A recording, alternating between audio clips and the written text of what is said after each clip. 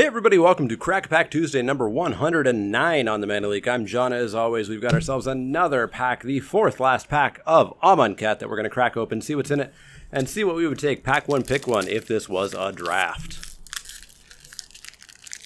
And it's one of those packs that you have to rip into, as opposed to the ones that just disintegrate. Anyways, we have a Nimbleblade Kenra up first. 1 and a red for a creature, Jackal Warrior, 1/3 prowess. It's fine. It's the opposite of what the aggro deck wants. It's a 2-drop, but it's a 1/3. You take this pretty late in the pack. You play it if you're red and you kind of missed on creatures, but you don't really go out of your way, and you certainly don't first pick it. I would first pick a Fanbearer, single white mana for a creature, zombie 1/2, pay 2, tap it, tap target creature. Totally fine. Totally fine. Fits in the aggressive deck, in case they stumble, in case they need to tap and get through, they have a Fanbearer as an option. And it can even attack. It can pick up a honed Kopesh and just swing on in. Very good creature. Cancels up next, 1 blue for an instant counter target spell. Nope.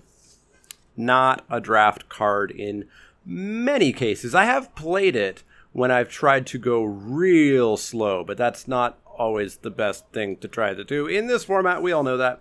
Thresher Lizard, 2 and a red for a creature, Lizard 3/2. It gets +1/+2 as long as you have 1 or fewer cards in your hand. Totally fine. It's a curve topper in kind of the aggressive red deck. It's a totally fine middle ground card in other red decks. I really like Thresher Lizard. I would hopefully never, ever, ever, ever first pick it, but I play them always. Solid card. Cursed Minotaur is also a 3-drop that I'm pretty happy and always play. It's a 3/2 with Menace for a creature, zombie warrior. Not much else going on there, but not much else needed. Attacks really well, nice and aggressive. The fact that the Minotaur can matter if you're in kind of a Naheb deck.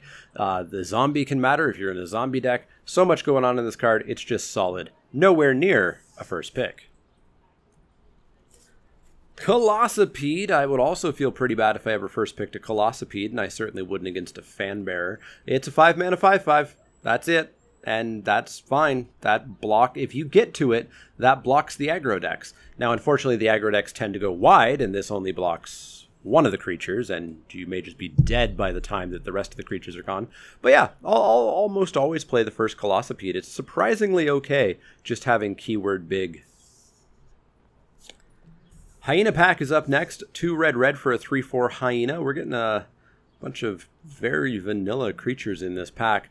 I haven't really cared for Hyena Pack. It's not great. I much prefer Summit Prowlers, 4 3s for 2 red. But that double red also kind of hurts. You're not always going to have that double red on turn 4. And this just doesn't quite get there. I really would need this to be a 4/3, and it's not. So I cut these pretty regularly, and I certainly never first pick them. Horror of the Broken Lands is a card that I used to pick relatively highly. It's 4 and a black for a horror, 4/4. Whenever you cycle or discard a card, it gets +2/+1 till end of turn, so it becomes a 6/5, and then if you double cycle, an 8/6. So you can cycle it for a single black mana, which is fine as well. Ultimately, this card just kind of doesn't get there. It's a little bit too slow for the format. If you're in the cycling deck, it's a totally fine pickup. You might even play 2, maybe even 3, but it's just a bit too vanilla for me. Certainly not a first pick, though, so we don't really talk about it in this discussion. Luxa River Shrine is garbage. 3 generic mana for an artifact. Pay 1, tap it, gain a life. Put a brick counter on it. If you have 3 brick counters, you can tap it to gain, oh my, 2 life. Garbage. Absolute garbage. Never, ever, ever, ever play that card. Our final common is Hoodie B. Hooded Brawler, 2 and a green, creature Naga Warrior 3/2. When you can exert it, for some reason it gets +2/+2. This, I think, is a card that did not always say what it says. I think this is one of the cards that they beefed up when they decided they didn't want the format to be slow anymore and they wanted it to be fast. This is too fast and too good. Certainly a first pickable card. Open into Wonder is a card that I really want to be good, and it just never really is. X blue for a sorcery. X target creatures can't be blocked this turn. Until end of turn, those creatures gain whenever this creature deals combat damage to a player, draw a card. Blue just doesn't go wide enough for this to really get there, nor does it really have giant things for this to get there, which is the other kind of option for this. Pay 1 blue, make your, 9/9 unblockable.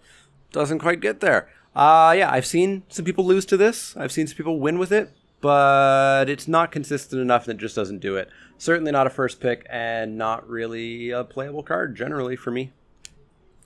Our second uncommon is Gale Strike. Gale Strike's a playable blue card. 2 and a blue for an instant. Return target tapped creature to its owner's hand. Draw a card. Replacing itself's fantastic. I love Bounce.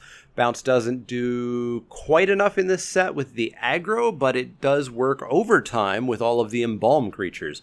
So if I'm blue, I'm certainly playing a Gale Strike, but I'm not picking it up. I'm not going into blue pack 1, pick 1, just because there's a Gale Strike sitting here. Our final uncommon is Limits of Solidarity.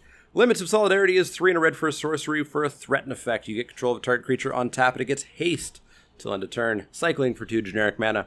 Not a big fan of Limits of Solidarity. There's no real sack outlets. Yes, there's a couple here or there, but there's not really any great sack outlets. Slightly cool little thing that I've seen some people do, by accident actually, is if you take control of something that has a cartouche on it, the cartouche falls off. Because Cartouche is enchant creature you control, so when you take control of it, their enchantment falls off. Kind of cool, but just ultimately not a card that really gets there. Our rare is Dusk to Dawn. 2 white for a sorcery, destroy all creatures with power 3 or greater. Dawn, 3 white, return all creatures with power 2 or less from your graveyard to your hand. Dusk to Dawn is a totally fine card, and if you build around Dawn, boy, can you get people, blow up everything, bring all of your things back. Feels pretty good.